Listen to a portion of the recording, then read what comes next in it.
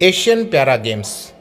भारताची हात नसलेल्या शीतल देवीने तिरंदाजीमध्ये एका सत्रात 2 सुवर्ण पदक जिंकून मोठी कामगिरी केली. एकाच सत्रात 2 सुवर्ण पदक जिंकणारी ती भारताची पहिली महिला ठरली आहे. तिने आज महिला वैयक्तिक तिरंदाजी प्रकारात अव्वल स्थान पटकाविले. जम्मू काश्मीरची 16 वर्षाची शीतल ही पायाने तिरंदाजी करते. तिने पहिल्या कंपाऊंड मिश्र प्रकारामध्ये सुवर्ण आणि महिला दुहेरी रौप्य पदक जिंकले होते.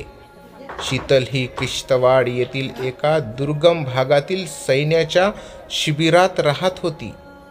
त्यानंतर भारतीय लष्कराने तिला लहान असतानाच दत्तक घेतलं होतं.